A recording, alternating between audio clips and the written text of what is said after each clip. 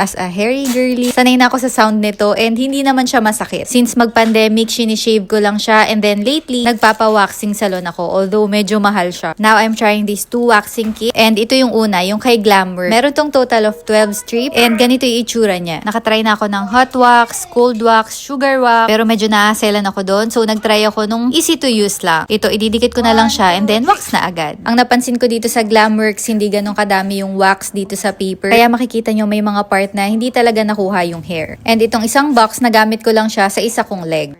Dito sa part na to mapapansin nyo may mga naiwan talagang hair. Kaya twice kong dinikit yung wax strip. So sa left side, nagamit ko lahat yung 12 strips. Sa right side naman, ito yung ginamit ko. Itong Silk Organic. Ito mas onti siya. 8 waxing strips lang. And meron din siya nung after wax na wipes. For comparison, halos same lang yung size ng wax. Ang napansin ko lang, parang mas maraming wax itong sa Silk Organic. Kita naman dito sa video na parang mas makapal talaga yung wax nito. At nung ginamit ko na siya, yes, mas kumapit yung hair ko dito. And same lang, nagamit ko yung buong box dito sa aking right leg, pero total of 8 strips lang, kaya talagang mas effective itong sa Silk Organic. Iba-iba yung hawi ng aking leg hair, kaya gusto ko talagang nag-wax or tinatanggal ko talaga siya. And so far, parang after 5 minutes, natapos ko na yung dalawa kong leg. Buti na lang tinry ko to, kaya instead of 500 peso, i-DIY ko na lang siya.